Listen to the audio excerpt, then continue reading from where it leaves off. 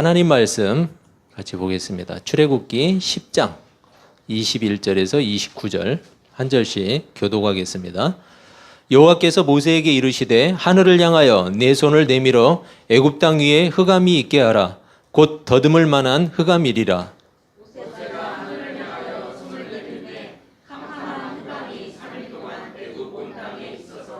그동안은 사람들이 서로 볼 수 없으며 자기 처소에서 일어나는 자가 없으되 온 이스라엘 자손들이 거주하는 곳에는 빛이 있었더라.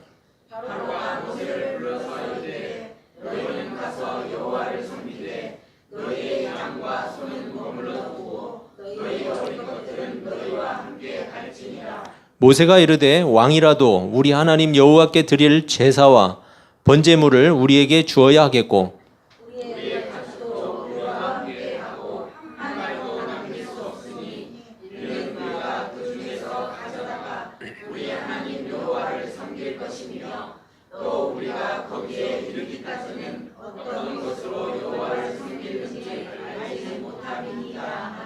여호와께서 바로의 마음을 완악하게 하셨으므로 그들 보내기를 기뻐하지 아니하고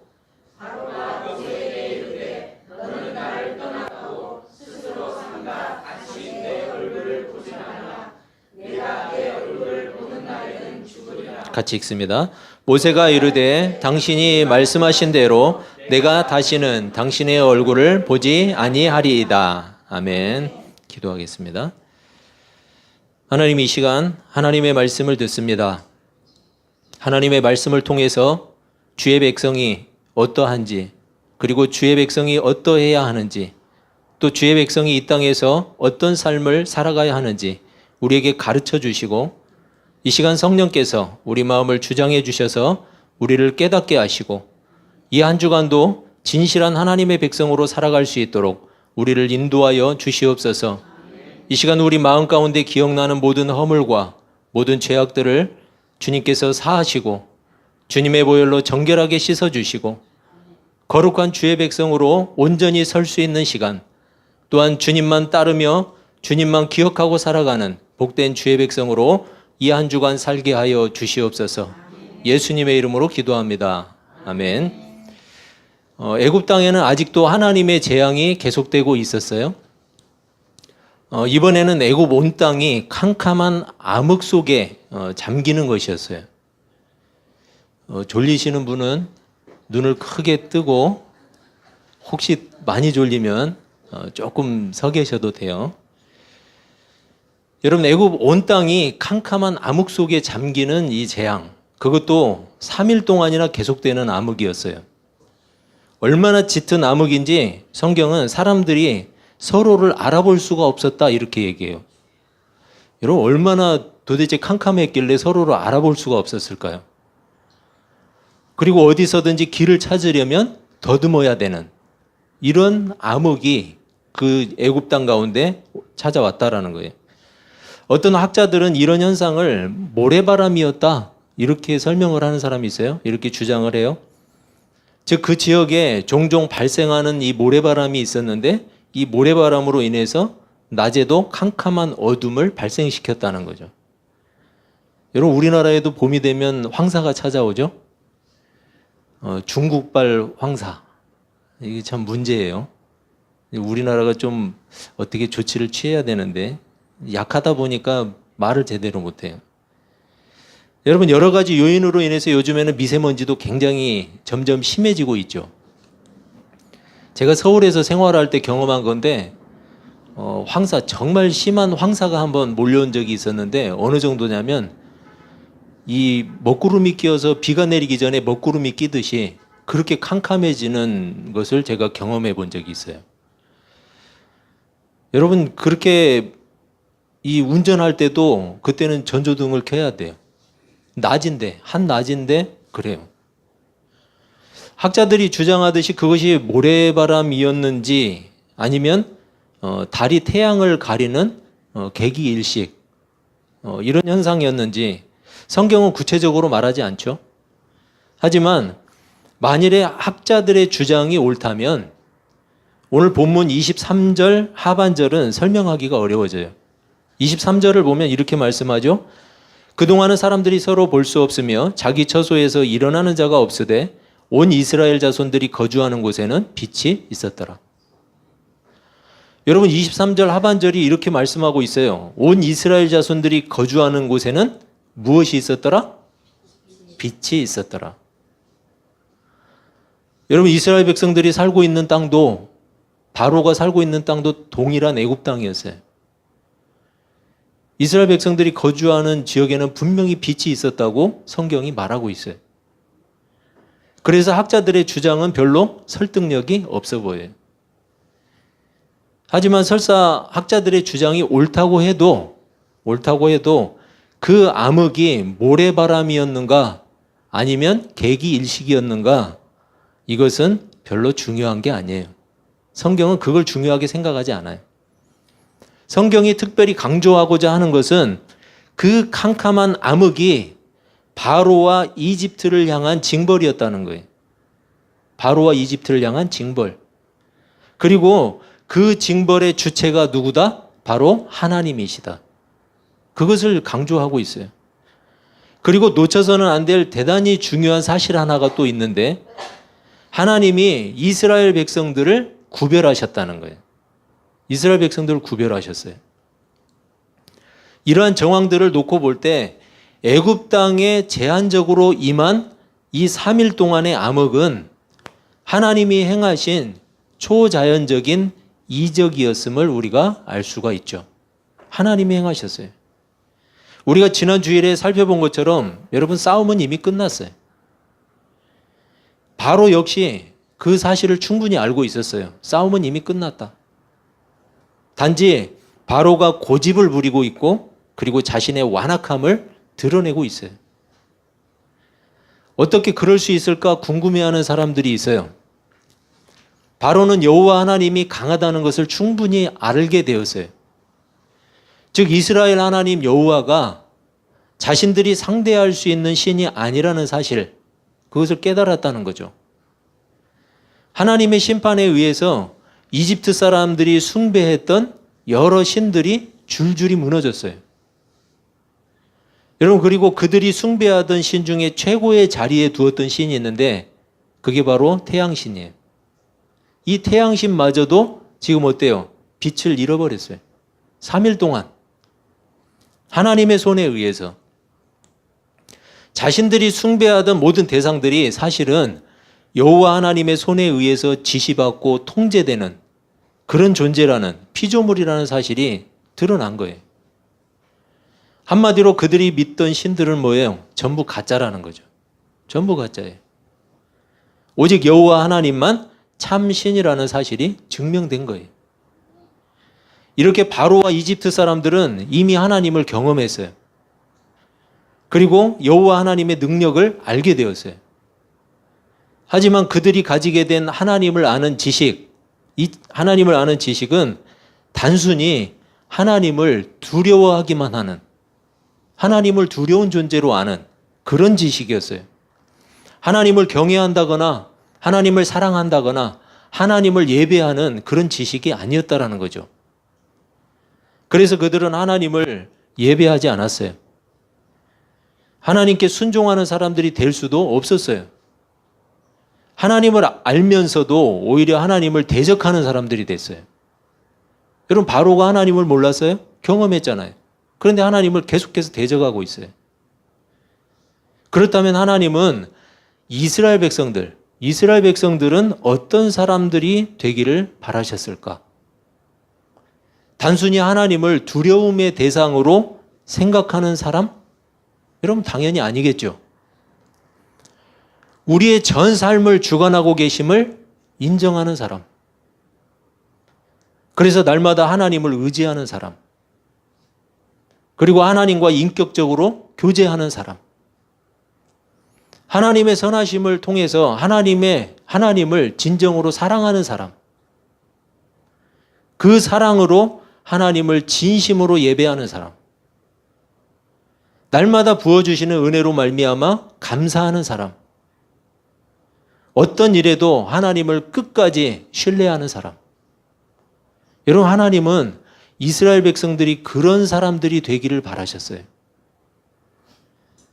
여러분, 우리는 바로와 같이 어리석은 사람들이에요.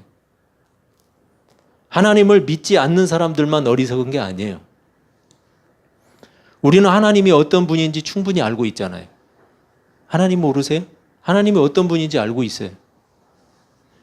성경이 증거하고 있는 하나님을 성령께서 우리 안에 하나님을 아는 참된 지식으로 심어주셨어요. 그래서 우리는 예수 그리스도의 복음을 받아들였어요. 그래서 하나님을 사랑하고 하나님을 예배하잖아요.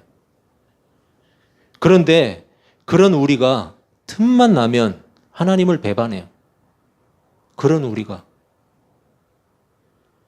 우리가 하나님을 알지 못해서 그럴까요? 알지 못해서? 뭘 더 알아야 돼요? 우리가 하나님을 믿지 않는 사람들과 다른 점이 뭘까요? 하나님을 믿지 않는 사람들과 다른 점. 단지 교회를 다닌다는 것 말고 정말 다른 점이 뭐냐는 거예요. 똑같이 하나님을 모르고 똑같이 불순종하고 도대체 뭐가 다르냐고 묻고 있어요. 바로와 이집트 사람들에게 흑암의 재앙이 내려졌을 때 여러분 모세와 이스라엘 백성들의 기분이 어땠을 것 같아요? 그 기분이 어땠을까요? 바로가 이집트의 그 많은 사람들이 그 흑암의 재앙, 모든 재앙을 만나서 그렇게 고통스러워할 때 이스라엘 백성들의 기분은 어땠을 것 같아요? 안 겪어봤으니까 모르죠. 여러분 좋죠.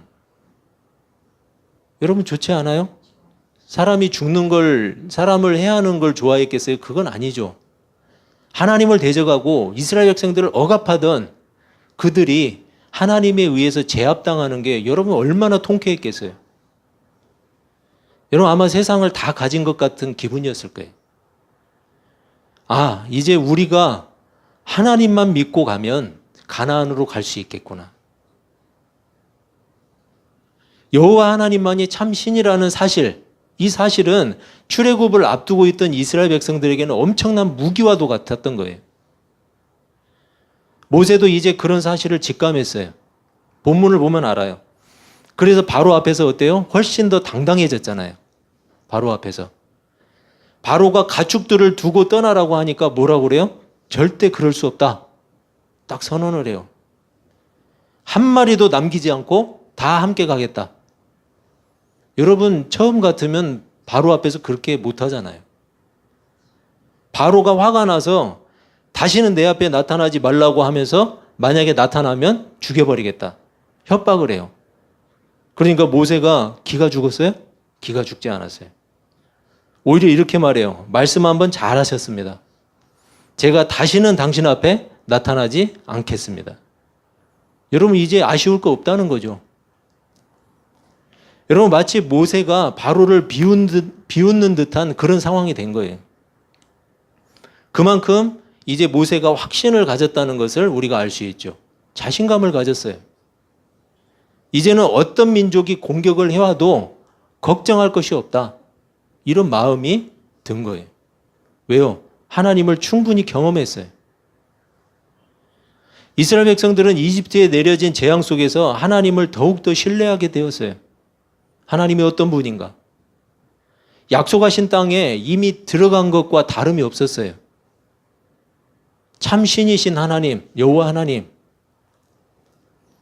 여러분 그래서 이스라엘 백성들이 아무 문제 없이 이제 가나안 땅으로 직행했죠? 아니요. 직행하지 못했어요. 왜요? 뭐가 문제였을까요? 참 신이신 하나님이 이미 이스라엘 편이었잖아요. 도대체 무엇 때문에 가나안 땅으로 직행하지 못했을까요? 교회를 다니기는 다니는데 하나님을 믿기는 하는데 완전한 하나님의 백성으로는 살지 못하는 우리의 문제와 똑같은 거예요. 이스라엘 백성들의 문제, 왜 가나안으로 직행하지 못했을까? 우리의 문제와 똑같은 거예요.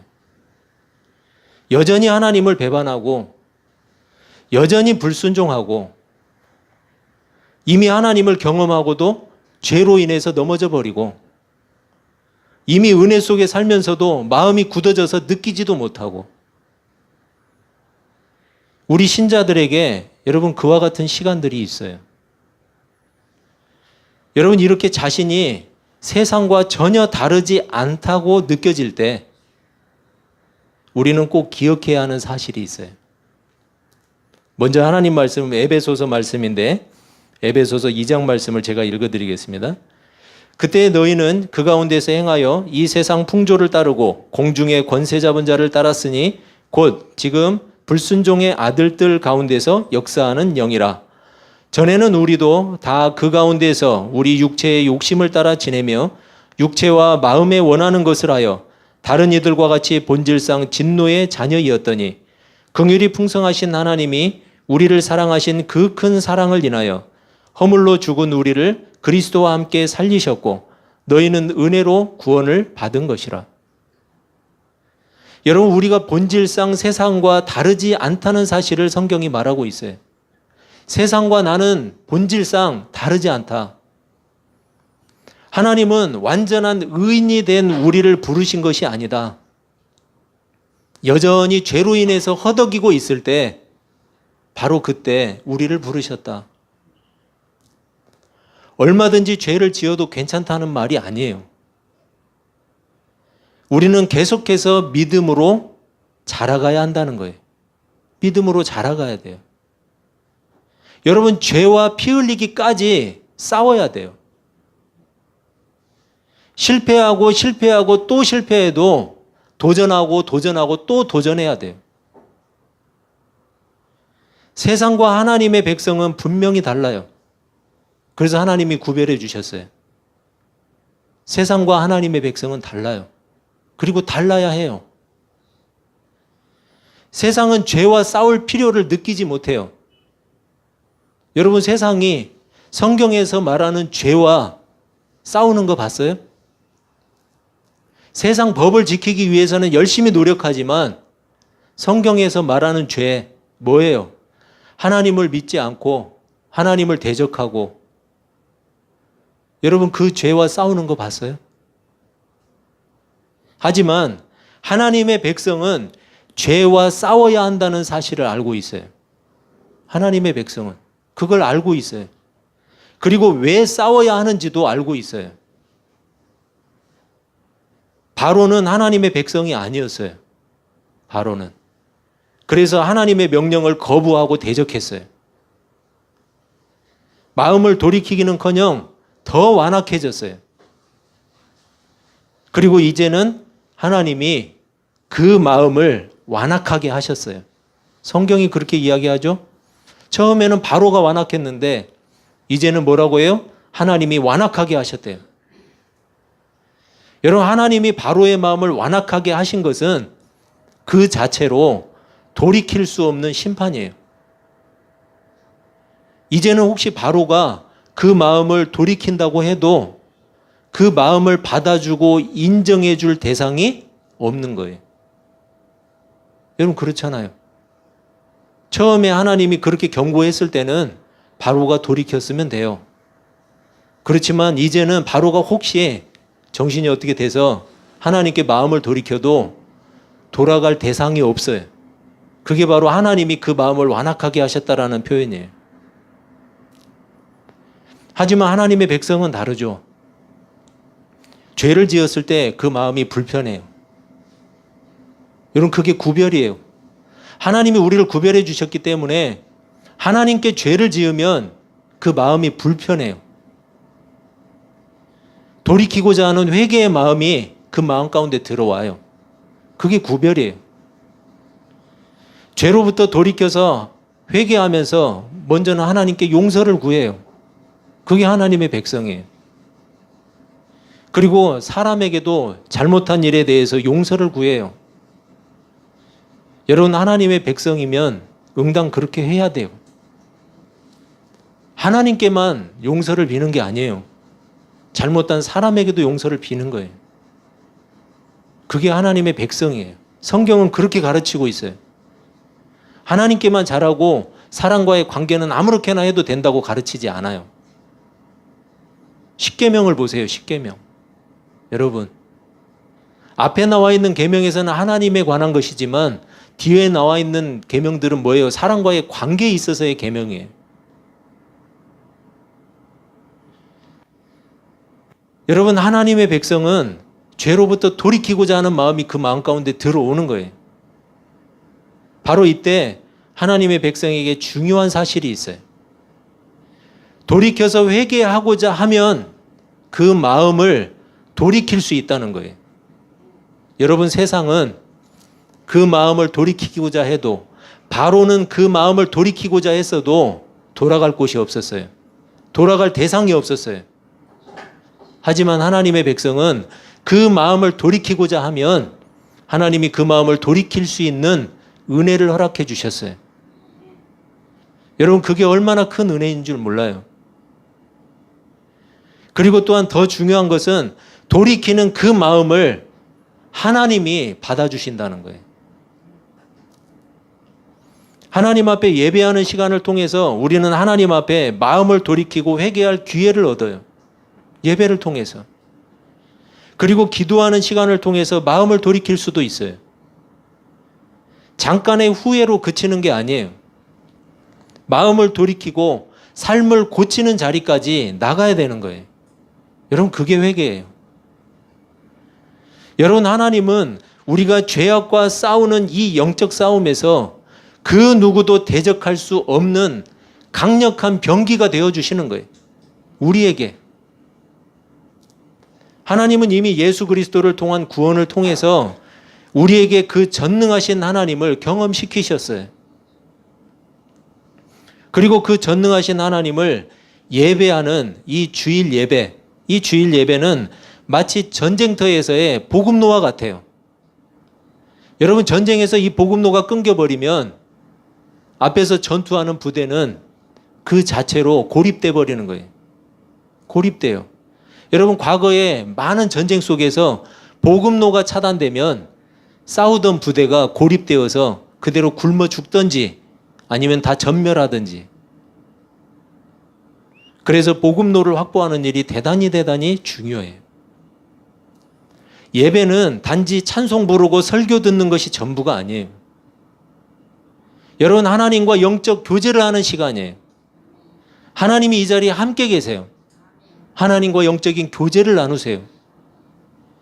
그리스도와의 영적인 연합이 이 예배를 통해서 이루어지는 거예요. 그런 가운데 성령의 역사로 말미암아 우리의 믿음이 자라가는 거예요. 여러분, 단지 우리가 나와서 시간만 지키고 찬송만 부르고 설교만 듣는 것이 다가 아니라는 거예요. 따라서 예배는 우리의 한 주간의 삶을 좌우해요. 예배 잘 드리면 잘 되고 예배 안 드리면 재앙을 만난다, 이런 얘기가 아니에요. 이런 차원의 이야기가 아니에요. 여러분, 예배는 그렇게 저급한 게 아니에요. 예배는 하나님으로부터의 공급을 경험하고 훈련하는 시간이에요. 여러분, 돌이키고자 하는 우리 마음을 받아주시는 것, 그 받아주시는 것도 이 예배를 통해서 가능한 거예요. 물론 개인적인 기도 시간에도, 그리고 삶의 자리에서도 하나님 우리의 마음을 받아주세요. 하지만 예배를 통한 하나님과의 영적 교제와 공급이 끊어져 있다면 여러분, 개인 기도와 삶 속에서 가능하지 않아요. 절대 가능하지 않아요. 왜요? 하나님이 이 예배에만 은혜를 열어두셨어요? 그게 아니에요. 우리에게는 영적인 교제할 수 있는 훈련, 그리고 복음로가 끊겨 있는 거예요. 그렇기 때문에 그런 상태에서는 안 되는 거예요. 바로는 하나님을 예배할 수 없었어요. 세상은 하나님을 예배하지 않아요. 그래서 그들은 하나님의 백성이라고 부르지 않아요. 그렇죠, 여러분? 그래서 그들에게는 완악함을 돌이키고자 하는 마음이 없어요. 또한 그런 마음을 돌이킬 대상도 존재하지 않아요. 하지만 하나님의 백성은 달라요. 하나님이 구별해 주셨어요. 언제든 하나님께 죄악을 돌이키고자 하는 마음이 든다면 여러분, 우리는 감사해야 돼요. 우리의 마음을 돌이킬 수 있는 것이 감사의 제목이에요. 우리의 마음을 돌이키고자 할 때 돌아갈 대상이 있어요. 여러분이 하나님의 백성이라는 증거예요. 그렇다면 이제 죄로 물든 그 마음을 가지고 하나님 앞에 나가야 돼요. 하나님은 이미 우리를 받아줄 충분한 준비가 되어 있어요. 언제든 우리가 우리의 마음을 돌이키고 하나님께 돌아가기만 하면 돼요. 하나님을 예배할 수 있다는 것은 우리가 하나님의 백성이라는 가장 강력한 증거예요. 또한 죄로 물든 우리 마음이 돌이켜서 돌아갈 곳이 있다는 것이에요. 여러분, 우리가 우리를 받아주시는 하나님을 예배하는 이 주일 예배와 같이 한 주간의 모든 삶의 자리에서도 우리를 받아주시는 하나님께 날마다 우리의 마음을 돌이킬 수 있는, 그래서 하나님의 백성다운 삶을 살아갈 수 있는 은혜로운 한 주간 되시기를 주님의 이름으로 축원합니다. 기도하겠습니다.